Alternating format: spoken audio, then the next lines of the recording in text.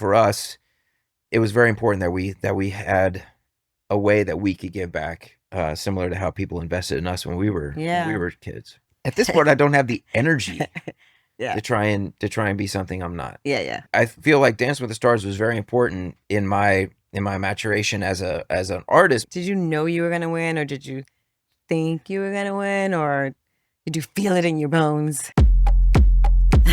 It's me, Traci, and when I get on the mic, you know we about to have a good time tonight. Real talk, real growth, that's a fact. So go ahead now, sit back and relax. Hanging with us, you'll see that nothing is impossible, because together we become unstoppable. You know that taking action is the objective, so get ready for the Breakthrough Collective. This is the Breakthrough Collective, where your story matters, your courage counts, and your next chapter starts now. I am sitting down with Drew Lachey, from 98 Degrees to Dancing with the Stars winner to HGTV host. He has mastered the art of reinvention while staying true to his Cincinnati roots, building a life and career with his high school sweetheart, Leah, and using his platform to champion arts education. Drew understands that a true breakthrough isn't just about reaching new heights. It's about lifting others up along the way. So let's dive in. Hello. What's going on? Make me sound like I did something special. Like I got lofty expectations to live up to. He paid me for that. He paid me for that. So we have known each other. Well, we met through Leah. A million years. 1,000,001 years. And I was one of the dancers on the 98 Degrees tour, the Revelation tour. Yep. So is there anything you want to say to our listeners? I'm just very happy to be here. I'm very excited to be here. I'm so happy for you in this chapter, and excited to be a small part of it. And I'm loving what you're doing. Yes, so. And we're happy to have you here as well. So should we just dive in? We can dive in. I mean, I have my questions here. Okay, so you and Leah have been creative collaborators. Why we got to start with the question that I mean, I am my own person. Can I not have my own? Okay.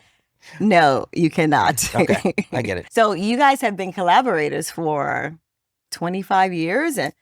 Yeah, we've collaborated with 98 Degree Stuff, her as our choreographer, and then that's kind of, transitioned into us creating a nonprofit together and producing shows together and all these things that we've been doing for the past 15 years. So it's been a lot of collaboration.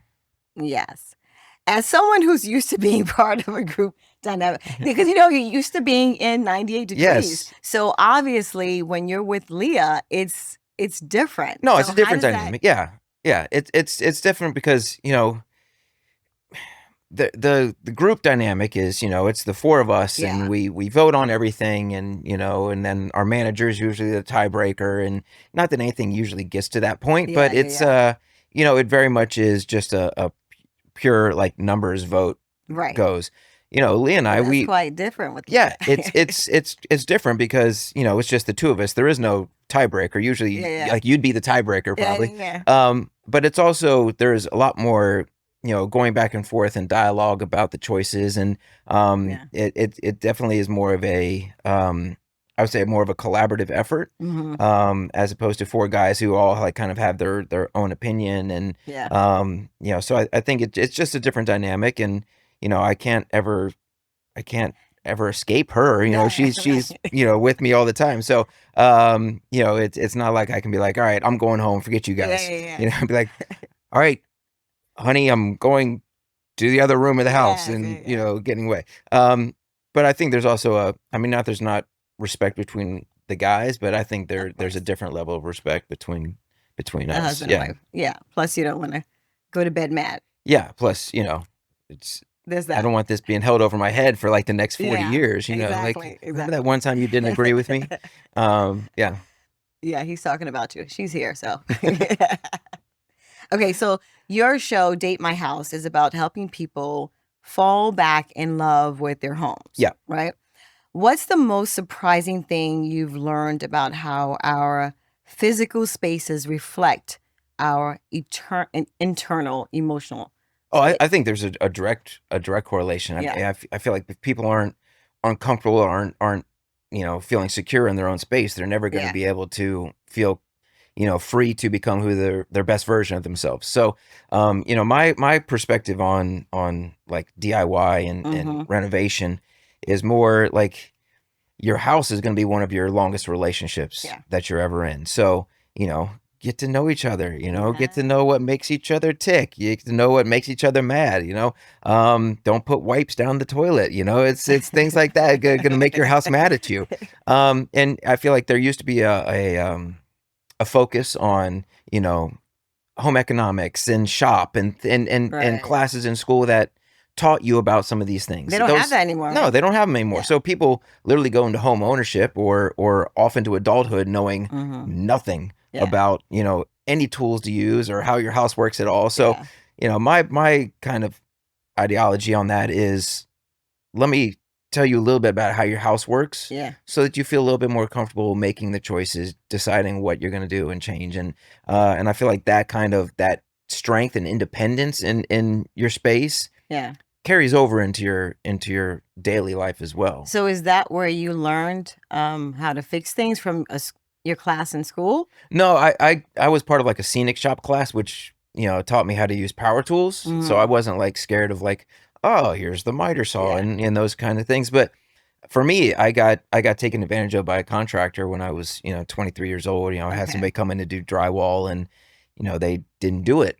Didn't do it right. And I brought the painters in and they were like, the drywall is not done. And I was like, no, I paid him. They were like, oh, it's not done. No. So from that point on, I was like, hello?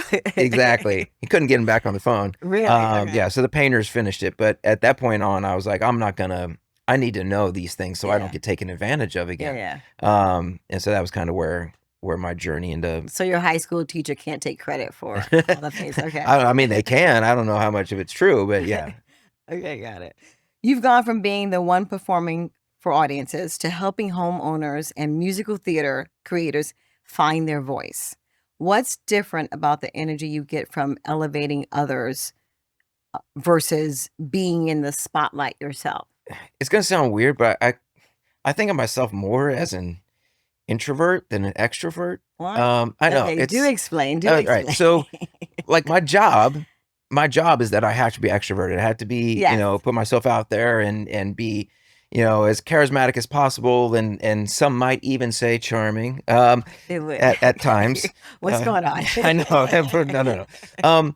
But I feel like when I'm not in that world, I'm more comfortable not being the center of attention, of kind of being in the background and helping other people, kind of see their visions through. So I don't need to be the loudest voice in the room. I don't need the one drawing all the attention. I feel more comfortable sometimes just kind of sitting back in the cut and being like, hey, seeing what's going on. And and I feel like when you do speak then, your words are more powerful than if you're talking all the time. Right. So the for me, being able then to sit back and see what other people want to have, as their dream and help, guide them or lead them or just give them advice on, what's worked for me, is a very rewarding place to be. Yeah. And I've watched you because I'm always telling you and Leah that you guys are changing lives because you have they were students before. And I know we've known them since they were like 12 or whatever. And I'm always like the students, but now they're grown up and they're cast members. Yeah. And no, it's so our nonprofit, Lachey Arts and the shows that we've created they become extended families. They become part of your life. You are invested in their successes. You are heartbroken at their failures, but you see their failures as growing moments, and you're there to try and be that voice of reason. Be like, all right, what can we learn from this? Okay, you didn't get that audition, but what did you learn in that audition that you can apply to the next one? And trying to be that voice of reason or that sounding board for them to grow and achieve their dreams and reach their fullest potential. Whether it's in the arts or whether it's finance or education or whatever it is they want to do. Just trying to be that person that can help, be positive and reaffirm that they're on the right path. Yeah. You've stayed rooted in Cincinnati and you have on your Cincy shirts hat. Cincy You shirts. be representing and Yes, stuff. always. And you've been there through various career changes. Yeah. In an industry that often demands you move to LA or New York, and you have lived in New York and you have lived in LA, what has staying home taught you about success and that you might have missed being somewhere else? I mean, you can talk about New York. Yeah, no. So, I moved to New York when I was 18, not because I had these aspirations of doing theater or anything like that, but this is where Leah moved Right. So yeah, you were following your love. yeah, basically, yeah. So I went a different path. I went into the military, and then I came here because she was here, and then so that was how my journey in New York started. And I drove an ambulance in New York. I worked at a houseware store. I wasn't like living some showbiz lifestyle. I was eating ramen like every other 18-year-old in New York was, and trying to go there. And then I think my move to LA initially was for 98 Degrees and to get signed and things like that. So for me, New York and LA were always somewhat attached to work or some sort of job or things like that. But even when I lived in New York and LA, it was always, all right, we're going to go home to Cincinnati. It was always home to Cincinnati, whether we're going just to visit, it was always home. And then once Leah and I started a family, we started it in LA. We lived there for a decade. So, I mean, it wasn't like we were just passing through. We had set up roots, but it never felt like home. And then when we thought about how we want to raise our kids, it was always, with the kind of childhood that we had both had, being able to ride your bike and, go out and play in the woods and have that kind of more carefree lifestyle, and being close to grandparents. And I think for me, like when you say success, like what is success? To me, success is the fact that you're able to give your child that childhood. Right. And you're able to give them that family, that support, that carefree, if there is such a thing, carefree life that isn't quite as hectic or as materialistic or as whatever adjective you want to throw in there as some of the major cities. There's not as much of a keeping up with the Joneses in Cincinnati. There is a normalcy to it, while we still have great arts and sports and everything that a big city might have. There is a grounded nature to being in Cincinnati, and to me, that is success. Like being able to give that to my kids, regardless of how many records you sell or whatever TV shows you do. That's success. I love Cincinnati. It has changed because when we were first on tour, wee bit ghetto, but the downtown area. I'm from the South Bronx, so I can say that. Yes, the downtown area. Downtown was but now it's like the culture is like it's fierce. Yeah, so Cincinnati's always had a really rich arts history. It's a lot of artists. Came from there. Yeah, whether it's music or whether it's visual arts or whether it's the design for the Brooklyn Bridge was tested in Cincinnati with our bridge. Oh, he's showing out now. He's like, we represent. Yeah. And if everybody's like, oh, Cincinnati, it's Midwestern, but it's a big city. It's Midwestern, but it's either like a big small town or a small big town, whichever way you want to look at it. Yeah. But and the food is good. It is good. What do you think about Skyline Chili? Okay, so Skyline, when I first had it, I was like, I don't really like this. But then I got used to it, and then what do I always get? The burrito. Yeah, you get the burrito. And then there's graters. But what I really enjoy is when Leah cooks. It's the sausage thingy. The sausage thingy. It's the baked ziti. Like no, it's something that has to Leah. Geta. Oh, Geta. How do you not know that? I mean, I don't consider that sausage. I mean, isn't that like it's pork? But it's not sausage. Is bacon sausage? No. Is a pork chop sausage? This is what I have to go through. It's pork. Okay, yes. Geta. Yes. Geta. Yeah. And for people that don't know what Geta is it comes in a law, kind of like sausage patties do, and you cut it up. Yeah. But it's a mixture between pork and pin oats. And it's German. Guten Tag. Yeah. Sehr gut. Wie geht es Ihnen? Yeah. Okay. Yeah. Ich liebe dich. Sausages, kindergarten. Yeah. So, it's part of our German roots and German heritage in I love Cincinnati. it. I love it. Yeah. Okay, so you guys opened a bar, Lachey Arts. The bar was Lachey Arts. Sorry. Yes, we're bringing your 12-year-old to the bar. Yes, you have a baby in a bar. You guys opened a bar, Lachey Bar. Yes. You know what I meant. Yes, I do know what you meant. Okay. Yeah. So we did open a bar in Cincinnati called Lachey's.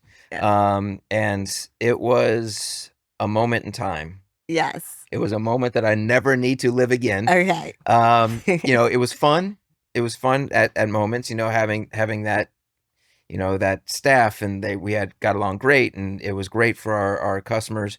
It was a lot of work. A lot more. I mean, the fact that we had like a full kitchen and it was a scratch kitchen, it was just, it was a lot more than we ever anticipated it would be. Yeah. So when it closed, it was sad, but there was like a level of stress Relief. that was just lifted off of me, that I was like, you were able to exhale. now I don't have to be scared every morning when I open my emails and see what, the profit loss margin was the day before. But it was something creative that we were able to do. I mean, we designed it from the ground up, and we had great partners and great architect, and but it was an educational process, and it was fun, but I'm not sad that it's right. no longer in existence. It closed after a few years, right? Yeah. I think we were open for 4 or 5 years. Okay. And so what did that experience teach you about taking risk in business that you've applied to your current ventures? So I think, I was always very, very adamant, so Nick has always dreamed of like the sports bar thing, because you guys are really into sports. We're big sports fans. Yeah. But it was always like his dream. Go Bengals. Yeah, go Hooday. But I was always like, what? It's a really risky business. I quote all the things about more restaurants fail than succeed, and blah blah blah blah. And I've never actually said "I told you so" to him, but he knows. Are you saying it now? No, I'm not going to say it. I think that's the camera right there. I'm not going to say it because he knows. But I think it was more of it doesn't matter how much effort you put into it, how much blood, sweat, and tears, how great the idea might be. Yeah. Some things just aren't going to work. Right. There were certain signs that we had along the way that could have been like, all right, maybe we pull back. Maybe this isn't the right location. Maybe this isn't the right time. Maybe we need to move it somewhere else. But we were like, so no, this is what we're going to do. We're going to do. We're going to do. Make it work. Yeah, that we just kind of tried to fit a square peg into a round hole a little bit. So I don't want to say that I don't regret doing it. No. But it definitely did teach me a little bit more about, all right, read the leaves a little bit more. Like if the world is telling you and the universe is telling you that might not be the right thing, just take a step back, regardless of your ego and how much you think you can shape it. Take a step back, reevaluate, look at it again from every direction before you really kind of pull the trigger. But I'm sure with even the craziness, it was probably fun to do something with your brother, and then also I'm sure he appreciated your support as well. Oh no, I mean, it was a blast to do. I mean, everything from picking out the menu to the your signature cocktails to which beers you were going to have on tap. I mean, my favorite beers are usually a little more obscure. So it was nice to be able to have my favorite beer on tap. I could walk in. There's one just literally slid down the bar to me real quick. With your name on it. Yeah. I always joke it like in Cincinnati, I'm Norm from Cheers. I was going to say, like I walk in, people are like, Drew. I'm like, hey. Yeah. And so I really felt like that there, But that feels good though. Yeah, I had my spot. I had my place to go, and it felt good to be contributing back to the city of Cincinnati. But I mean, Nick and I have worked together for 5,000 years, 30 years. So it's our dynamic in the group is very similar to our dynamic in life. and in the bar and probably any venture that we would go into, I'm the smart one and he's the dumb one. Oh, That's okay. Okay, we'll see what he said. have to have him on here next. Yes. Have him I'm sure the his story side will of it. be, Yeah. a little different. You're investing in the next generation through Lachey Arts. Yes. Was there a moment in your own artistic journey that made you realize that every child deserves access to creative expression? Oh, absolutely. Yeah. So Lachey Arts was formed because Lee and I both went to the School for Creative and Performing Arts in Cincinnati, which was a public school, part of the public school system. You cost you nothing to go there. And for us, that was our exposure to the arts. You know, Right. she started there in the 4th grade. I started in the 5th grade, and we went there all the way through high school. Nick, Justin, they also went there. You know, so for us, we come from fairly modest backgrounds. Right. And we wouldn't have had access to private voice lessons or theater or you know 4 or 5 hours of dance a day. You know, that just wasn't in the cards for us. So had we not had a way to do that through the arts, through the performing arts, we wouldn't have had that education, and we wouldn't have had the lives that we've had. Right. So for us, it was very important that when we started, you know, thinking about a nonprofit and what it would look like, that it was accessible to everyone. You know, our mission and our mission statement is that, you know, the arts should be accessible to everyone, not just those that can afford it.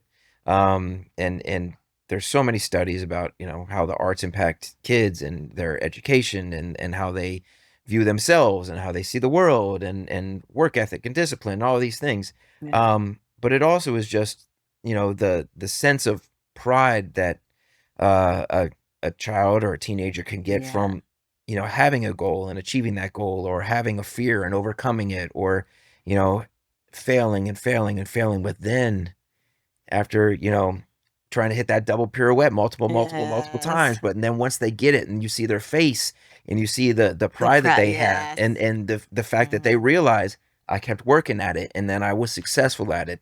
Those are lessons that lead forward into adulthood and the rest of your lives, regardless of whether you're a performer or not. Yes. And so for us, it was very important that we had a way that we could give back, similar to how people invested in us when we were kids. I always say that educators don't get enough credit. Who is a mentor during your childhood or high school that stands out that you'd like to be like, give a shout out or? Oh, I mean, I think for me, there were a lot of, so I'll just put this out there.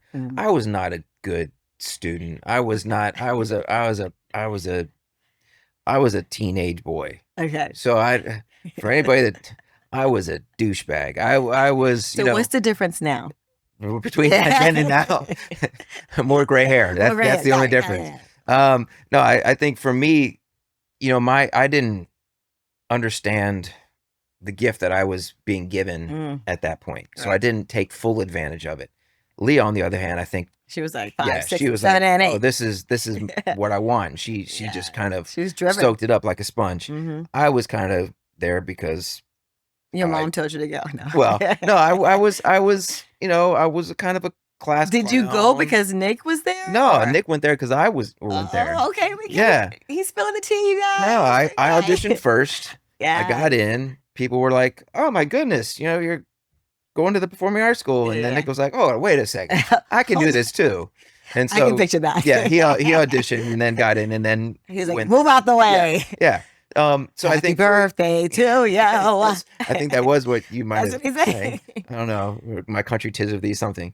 But then for me, it kind of you know, it started to take shape as I you know, got out of the military and got a little discipline and got a little focus. But my private voice teacher, who actually has worked with Lachey Arts since we started it, Lori Wyatt, was probably one of the biggest advocates for me, you know, finding confidence and finding a voice and finding, you know, the drive to kind of keep singing and you know, for anybody that's an artist, there's there's always a level of insecurity when you go into and you do something. So I still, when I hear myself played back in a recording session or something, I'm still like, oh man, oh. Do you still get nervous when you're right before you go on stage to perform? No, on stage I feel very at home. Yeah. I feel very comfortable. I feel very at home. Yes. I don't care if there's 5 people in the audience or 500 people or 5,000. Mm-hmm. I feel comfortable there. And which kind of goes against the introvert thing that I said before. Yeah. But and maybe it's because I have, you have a social battery. Yeah, so I give so much of my social battery in those moments that I have to like sit back and like recharge. I don't know. I'm sure there's some therapist listening that's going to be like, oh, what? There's a lot to unpack here. But for me, that's, I feel very comfortable. I feel happy. I feel natural on stage. There's not really nervousness at all. I feel like, hey, this is what I do. Mm-hmm. Yeah. Performing with 98 Degrees is about the group. Yes. But with Dancing with the Stars, it put you in the spotlight alone. Yes. You were judged week after week. How did stepping into that vulnerability shape your approach to taking creative risks? Honestly, I think so. For everything I had done up to that point, like you said, it was group. It was group. So there's strength in numbers. Yes. And confidence too, right? Yeah. You have more fun in that sense. Yeah. Yeah. So you have somebody that's there. If you're having a bad day, there's somebody to pick you up, and there's a little bit of that on Dance with the Stars with your pro partner, but it was everything. I mean, it was completely foreign to me. Like I had done, our boy band steps. Yes. Very different than the waltz or the cha-cha or whatever dance you're doing that week.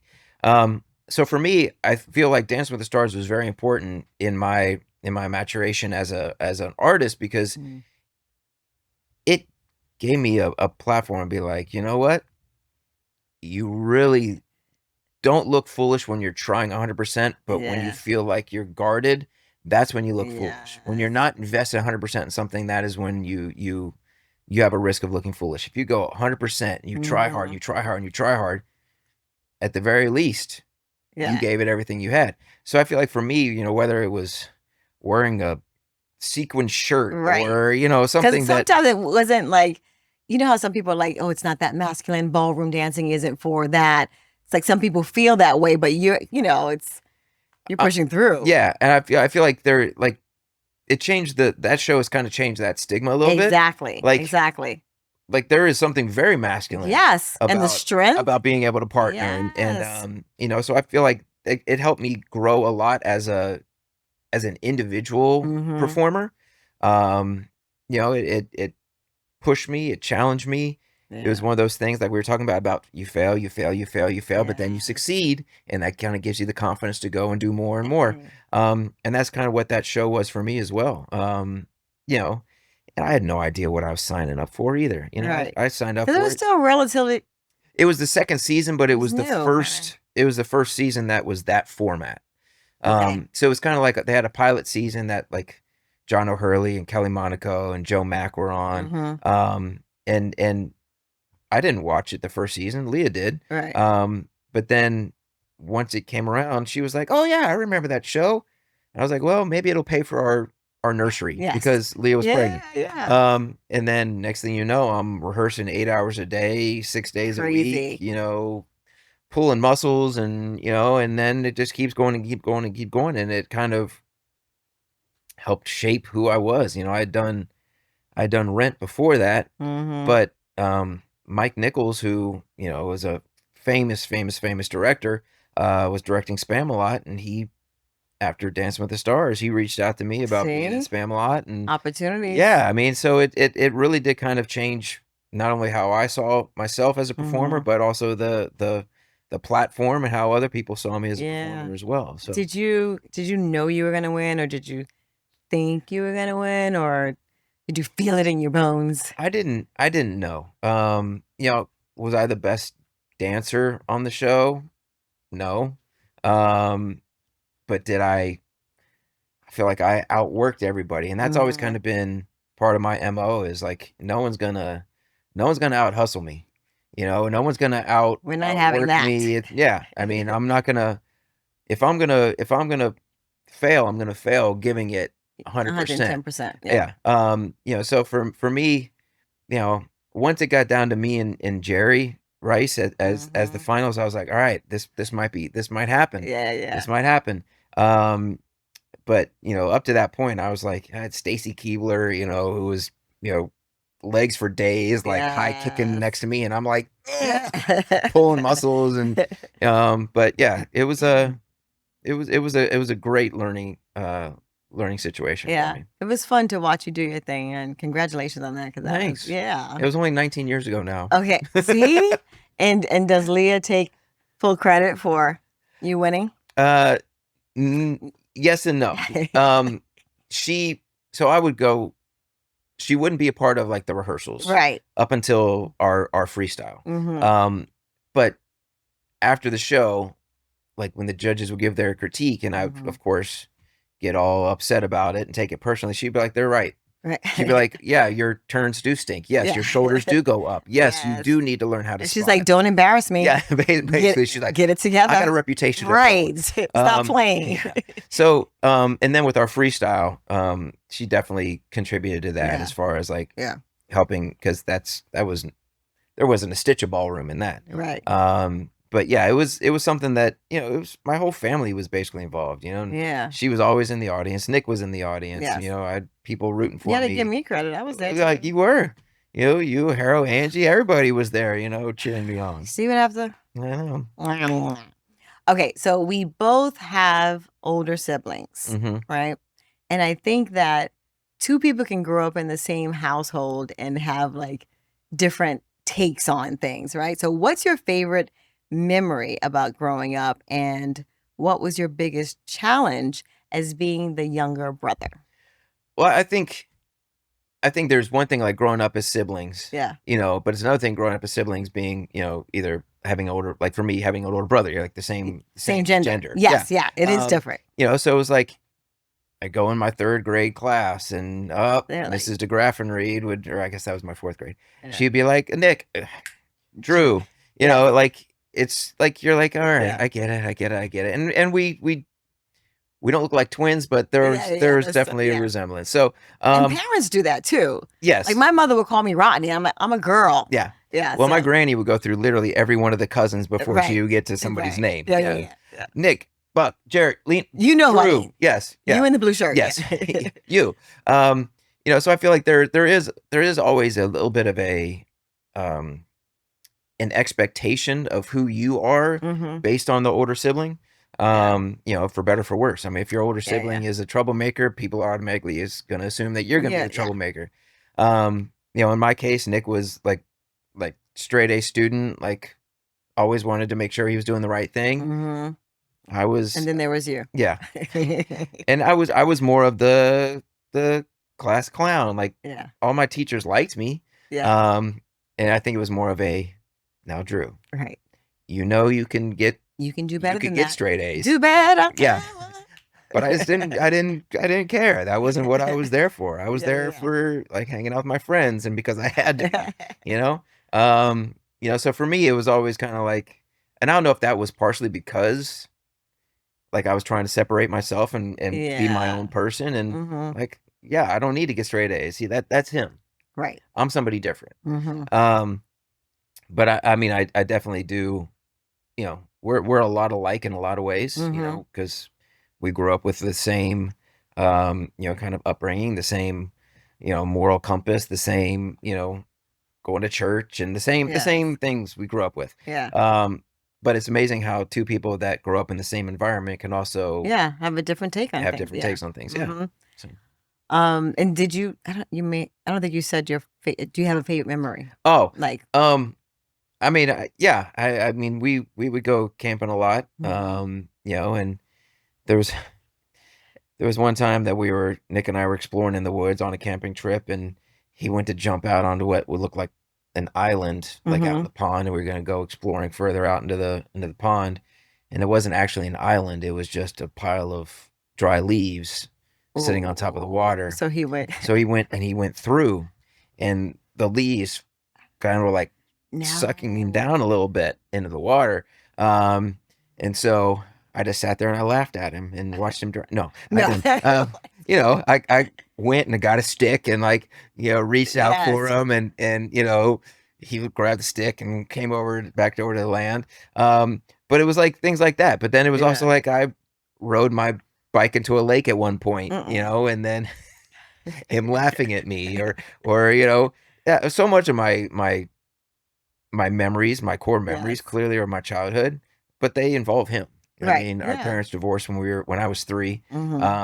And while my dad was always around, you know, it was him and I a lot. So, you know, whether it was him breaking my collarbone or, you know, whether it was, you know, him rooting for me and Dancing with the Stars. So many of my memories are with Nick. Yeah, with him. I love it. You just reminded me of when, so like I said, I was one of the dancers with 98 Degrees. And so at the time that we were on tour, it was 98 Degrees, NSYNC, Backstreet Boys, several other groups. Janet was on tour. But, and we had friends that were other dancers in the other groups. But when I would explain us hanging out all the time, they'd be like, we're not doing that with them. So we went whitewater rafting. Oh, and so it's the crew, it's the band, the drummers, and then it's the band, the singers, and then it's the dancers. So it's everybody. And, you know, because especially you guys are competitive. And so we were trying to beat them and make sure that, because I think some of them were like a level 5 and all this stuff. Yeah. And then we were doing well. And then I don't know how, is it we capsized? Like we went, but like in a number 5. Yeah. And then like, so the rope was around Leah's neck, and oh God. See, there's multiple versions of this story floating around, but you know, we go over you know, there's a drop, and we go over the drop, and then the back of our raft gets sucked back under the waterfall. Yes. So we fill up, and then it gets literally flipped, and we get spit out, and it gets capsized, and then they were laughing at us. Yeah, you go out one side. Yes. Of the raft. I think you and I went out the same side of the raft. Leah went out the other side of the raft. But something was like wrapped around her neck. You had to go save her. And then you came. I don't remember that part. Yeah. And but then, how good of a swimmer are you? No. Okay. And then I don't know how all of them managed to get into other boats. And somehow I'm on top of the raft. Like this, looking like a homeless person. And then all of a sudden, the lady comes over and she's like, you know, you have to get back in the water. And I was like, because, you know, Jaws just comes to mind. I'm in the river. Listen, that's how it came about, the movie. And there are lots of great whites in the rivers in West Virginia. Bull sharks can get in water that they're not supposed to be in. Yes. And anyway, it was crazy. That's what reminded me of. No. And I actually have a VHS tape of our rafting trip, of that trip. Yes. So we have to pull that out. I have to find a VCR first. Okay, yeah, I know. Yeah. But we'll get it transferred. We're going to transfer. Okay, so between music, television, theater, and now home renovation, you're essentially a storyteller across different platforms. What's the common thread in how you approach narrative regardless of the medium? I think it's authenticity. Yeah. You know, and I'm not a big fan of that word because I feel like it's overused. Oh, it needs to be authentic and organic, but it's true. It's a lot of what I do is based on who I authentically am. You know, who I am on stage with 98 Degrees and the way I talk to our audiences and our fan base, and it's me. I'm a smart ass. I don't hide it. I'm very sarcastic. I am just a little bit. You know, so I don't try and be something I'm not. And I think that has taken time to get to the point where, you know, we started out, I was 19, 20, 20, 21 years old. And there was a lot of, this is the way you're supposed to behave. This is, you can't say you have a girlfriend. You can't do this. You gotta have this kind of swagger. Oh, when, you know, we want you guys to be the white Jodeci. And like, we're like, whoa. I mean, there's like lots of like trying to figure out who you are. Yeah. Yeah. At this point in my life, I am who I am. And I'm fairly unapologetic about it at this point too. Yeah. So that's who I am when I go into a rehearsal process for a show, you know, whether it's live theater. I try and be a generous, you know, cast member with my fellow actors, and try and be there and be supportive, and you know, the work ethic, that's always going to be a part of it. But I feel like, you know, I'm almost 50 years old, and at this point, old. I am Gramps over here. At this point, get your cane out. At this point, I don't have the energy Yeah. to try and be something I'm not. Yeah. And so it's just trying to be authentic as who you are and how you approach the story that you're trying to tell. And so I feel like that's probably the biggest thing, just being authentic. Yeah. You have been with Leah since high school. Actually, you kind of met, you know, a little bit before that, but we met in the 5th grade. But yes, yeah, since high school. You've both evolved and as artists and individuals. How do you balance staying true to who you were when you first met versus becoming who you're meant to be?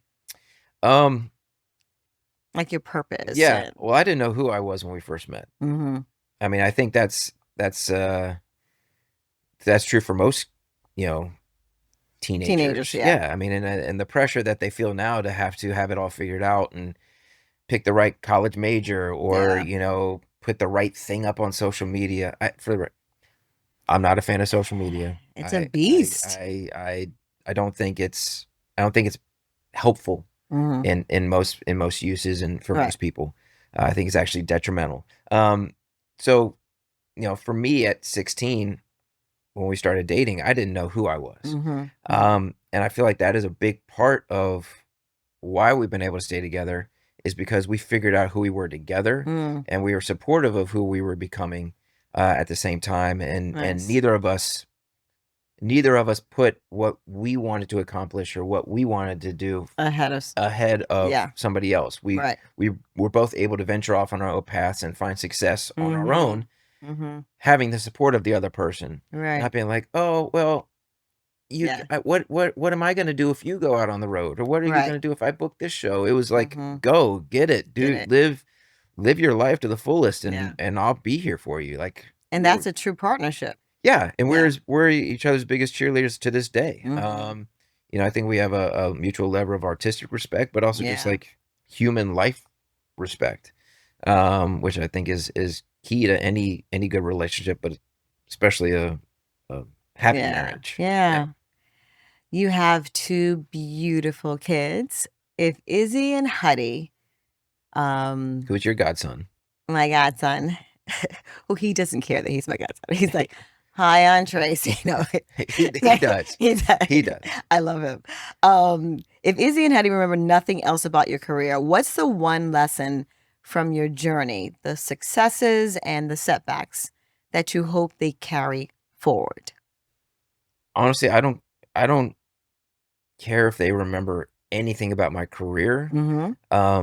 I just want them to remember who I was when I approached anything, and how I tried to treat any project I worked on, whether I'm building a table or whether I'm going on Broadway. I approach any project with the same work ethic. Like, I want to figure it out. I want to do this project with as much respect as I can for what it needs to be. I want to challenge myself. You know, so it's a very, I try to approach everything with a very blue collar work ethic. Like, I will grind and grind and grind and grind until I figure it out, until I get good at it. And that's kind of what I want them to remember about me. I don't need them to remember Dancing with the Stars, or that I wanted, or, you know, records or shows or whatever. I just want them to remember how I approach everything that I did with a appreciation and a strong work ethic. I love it. You are expanding into a new HGTV role. Yes. You returned to HGTV more than once, you know, helping people transform their space. What keeps pulling you back to that work, and what can you share about this new chapter? So there's, I can't tell a ton yet. I haven't gotten the clearance yet to talk too much about it.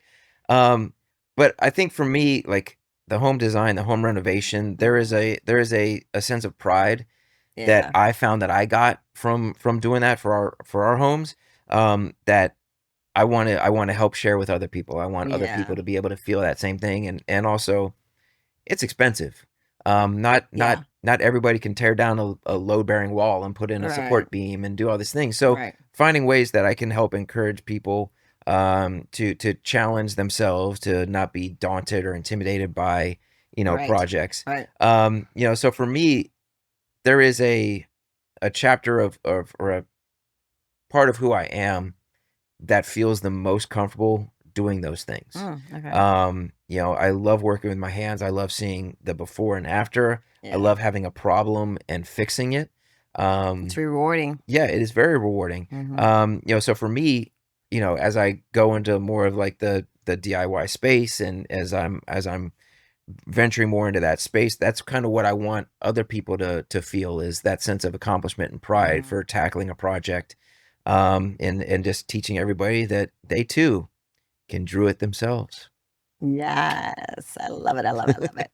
You know that we end each episode with a quote.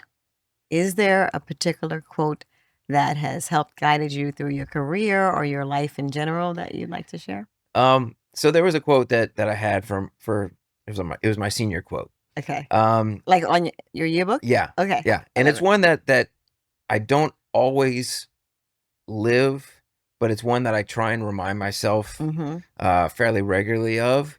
And it's man does not cease to play because he grows old. He grows old because he ceases to play. So what I take that to mean is find the joy in the happiness in everything that you can. Yes. Because the more you do that, the more more joy you find, the younger you're going to stay, the younger you're going to feel, the more childish exuberance and enthusiasm that you approach things with. Yeah. It's just going to keep you younger at heart. And as somebody that can feel very serious at times and very, goal oriented, and I feel like that, to me, that quote is a good reminder of how I want to live my life. I want to live my life with childish enthusiasm and the joy that a little kid has. Yeah. I love it.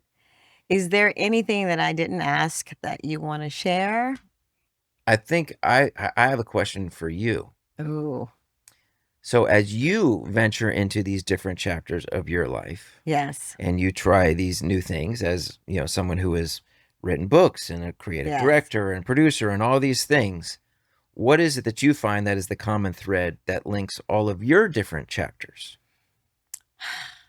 And it's funny because I have so many different things that excite me, that I get excited about. I want to say that with anything that I do, I always give 110%, and it reminds me of the advice and the support that my mom always gives me. And so that's what I think is okay, don't make me cry. Mama Swain was always going to come up at some point. Yeah. Yeah. Wait, God, no. No, this is there's, like we were talking about, how you're shaped by people, and how some siblings can have the same environment, but they take different things out of it. So Mama Swain, she was always around. She would come to our concerts. She would be there cheering. She's still there cheering. Yeah. You know it. And see, now I'm mad at him for me. But I think that's like the through line that's always there, like always give 110%. I remember all the things that she says, like even things that don't have to do with business, like you choose your friends, you don't let them choose you. And so I just try to, whatever I do, whether I'm working for someone else or a project for myself, I always want to give 110%. So anyway, you sound crazy. Okay. Swain. So anywho, Thank you so much for hanging out with me. My pleasure. And thank you for being here. And keep breaking through because we are just getting started. And so now I got to go wipe my tears. Wear them with pride, babe. Wear them with pride.